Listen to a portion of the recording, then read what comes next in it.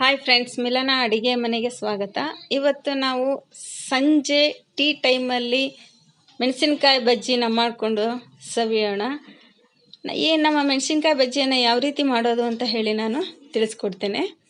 ನೋಡಿ, ನಾವಿಲ್ಲಿ ಕಡಲೆ ಹಿಟ್ಟನ್ನು ನಾನು ಒಂದು 100 ಗ್ರಾಮ್ ಅಷ್ಟು ತೊಗೊಂಡಿದ್ದೀನಿ ನಾನಿಲ್ಲಿ.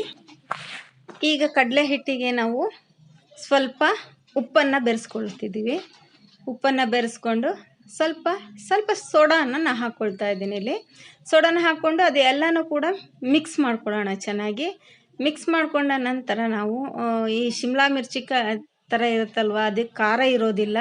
ಹಾಗಾಗಿ ನಾನಿಲ್ಲಿ ಸ್ವಲ್ಪ ಖಾರದ ಪುಡಿಯನ್ನು ಹಾಕ್ಕೊಂಡ್ಬಿಟ್ಟು ಫಸ್ಟು ಎಲ್ಲನೂ ಕೂಡ ನಾನು ಮಿಕ್ಸ್ ಮಾಡ್ಕೊಳ್ತಾ ಇದ್ದೀನಿ. ಇವಾಗ ನಾವು ಸ್ವಲ್ಪ ನೀರನ್ನು ಹಾಕ್ಕೊಳ್ತಾ ಹಿಟ್ಟನ್ನು ಕಲಿಸ್ಕೊಳ್ತಾ ಹೋಗೋಣ. ಯಾಕೆಂದರೆ ಒಂದೇ ಸರಿಗೆ ಹಾಕ್ಕೊಂಡಾಗ ನೀರು ಜಾಸ್ತಿನೂ ಆಗ್ಬೋದು ಅಥವಾ ಕಡಿಮೆ ಆದರೆ ನಾವು ಹಾಕ್ಕೊಳ್ಬೋದಲ್ವ. ಹಾಗಾಗಿ ಸ್ವಲ್ಪ ಹಾಕ್ಕೊಂಡು, ತೀರಾ ತೆಳುಗೂ ಇರಬಾರ್ದು, ತೀರಾ ದಪ್ಪವಾಗಿ ಕೂಡ ಇರಬಾರ್ದು. ತೆಳುಗಿದ್ಬಿಟ್ರೆ ಮೆಣಸಿನ್ಕಾಯಿಂದ ಎಲ್ಲ ಜಾರುತ್ತಲ್ವ. ಹಾಗಾಗಿ ನೋಡಿ, ಇವಾಗ ನಾನೊಂದು ಈ ಬೋಂಡ ಮೆಣಸಿನ್ಕಾಯಿ ದಪ್ಪ ಬರಬೇಕು ಅಂತ ಹೇಳಿದ್ರೆ ಒಂದು ಟಿಪ್ಸನ್ನು ಹೇಳ್ತೀನಿ.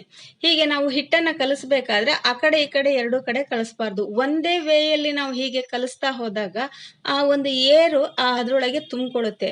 ಆವಾಗ ನಾವು ಮೆಣಸಿನ್ಕಾಯಿನ ಅದ್ಬಿಟ್ಟು ಹಾಕಿದಾಗ ದಪ್ಪ ಮೆಣಸಿನ್ಕಾಯಿ ಬರುತ್ತೆ. ನೋಡಿ, ಇವಾಗ ನಾನು 3 ಮೆಣಸಿನ್ಕಾಯಿ ತೊಗೊಂಡಿದ್ದೀನಲ್ವಾ, ಇದನ್ನು ನಾನೀಗ 1ರಲ್ಲಿ 2 ಮಾಡಿಬಿಟ್ಟು ಅದನ್ನು ಹಾಗೆ ಮಧ್ಯದಲ್ಲಿ ಸೀಳ್ಕೊಂಡು ಎಲ್ಲ ಈ ರೀತಿಯಾಗಿ ನಾನು ಕಟ್ ಮಾಡಿ ಇಟ್ಕೊಂಡಿದ್ದೀನಿ. ಇದು ಸಪ್ಪೆ ಇರೋದ್ರಿಂದ ನಾನು ಇದಕ್ಕೆ ಸಾಲ್ಟನ್ನು ಸ್ವಲ್ಪ ಹಾಕಿ ಒಂದು ಅರ್ಧ ಹೋಳು ನಿಂಬೆಹಣ್ಣನ್ನು ನಾನು ಇದಕ್ಕೆ ಮಿಕ್ಸ್ ಮಾಡ್ಕೊಳ್ತೀನಿ. ಜೀರಿಗೆ ಪೌಡ್ರ್ ಇದ್ದರೂ ಕೂಡ ನಾವು ಇದಕ್ಕೆ ಮಿಕ್ಸ್ ಮಾಡಿಕೊಂಡ್ರೆ ಇನ್ನೂ ಒಂಥರ ಟೇಸ್ಟ್ ಕೂಡ ಚೆನ್ನಾಗಿರುತ್ತೆ. ನಾನು ಬಟ್ ಇಲ್ಲಿ ಸಾಲ್ಟು ಮತ್ತು ಹಾಫ್ ಲೆಮನ್ ಹಾಕಿ ನಾನು ಮಿಕ್ಸ್ ಮಾಡ್ಕೊಳ್ತಾ ಇದ್ದೀನಿ. ನೋಡಿ, ಈ ರೀತಿ ಮಿಕ್ಸ್ ಮಾಡಿ ರೆಡಿ ಮಾಡಿ ಇಟ್ಕೊಂಡಿದ್ದೀನಿ. ಈ ರೀತಿ ನಾನು ಕಟ್ ಮಾಡಿ ಇಟ್ಕೊಂಡಿದ್ದೀನಿ. ಇವಾಗ ನಾವು ಮೆಣಸಿನ್ಕಾಯಿ ಬೋಂಡವನ್ನು ಮಾಡೋಣ. ಈಗ ಬಾಣಲೆಯಲ್ಲಿ ನಾನು ಎಣ್ಣೆಯನ್ನು ಕಾಯಲಿಕ್ಕೆ ಇಟ್ಟಿದ್ದೀನಿ.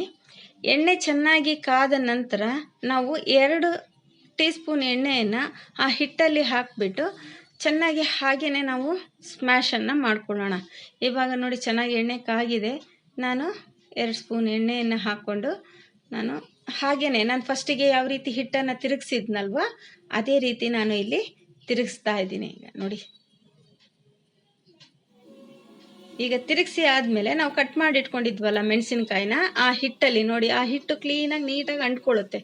ಆ ಹಿಟ್ಟಲ್ಲಿ ಹೀಗೆ ಅದ್ಬಿಟ್ಟು ಎಣ್ಣೆ ಕಾಗಿದೆಯಲ್ವ, ನಾವೀಗ ಆ ಮೆಣಸಿನ್ಕಾಯಿನ ಹಾಕಿದಾಗ ಚೆನ್ನಾಗಿ ದಪ್ಪವಾಗಿ ಮೆಣಸಿನ್ಕಾಯಿ ಬೋಂಡ ರೆಡಿ ಆಗ್ತಾ ಇದೆ. ನೋಡಿ, ಚೆನ್ನಾಗಿ ಫ್ರೈ ಆಗ್ತಾ ಇದೆ ಮೆಣಸಿನ್ಕಾಯಿ ಬೋಂಡ.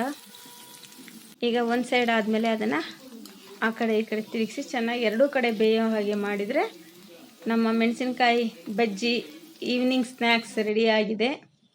ನೋಡಿ, ಎರಡೂ ಕಡೆ ಚೆನ್ನಾಗಿ ಮೆಣಸಿನ್ಕಾಯಿ ರೋಸ್ಟ್ ಆಗಿದೆ, ಚೆನ್ನಾಗಿ ಬಂದಿದೆ ಮೆಣಸಿನ್ಕಾಯಿ ಬೋಂಡ.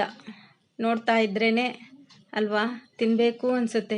ನಾವು ಹೊರಗಡೆ ಎಲ್ಲ ತೊಗೊಳ್ತೀವಿ, ನೋಡ್ತೀವಿ, ಬಟ್ ಸಣ್ಣಗಿರುತ್ತೆ ಮೆಣಸಿನ್ಕಾಯಿ ಅಲ್ವಾ, ಅದು ತಿನ್ನೋ ಹಾಗೆ ಅನಿಸೋದಿಲ್ಲ. ನೋಡಿ, ಇವಾಗ ಟೀ ಜೊತೆ ಸಾಯಂಕಾಲ ಮೆಣಸಿನ್ಕಾಯಿ ಬೋಂಡವನ್ನು ಸವಿಲಿಕ್ಕೆ ಸಿದ್ಧ ಆಗಿದೆ. ನೀವು ಮನೆಯಲ್ಲಿ ಮಾಡಿ ಹೇಗಿದೆ ಅಂತ ಕಮೆಂಟ್ ಬಾಕ್ಸಲ್ಲಿ ತಿಳಿಸಿ.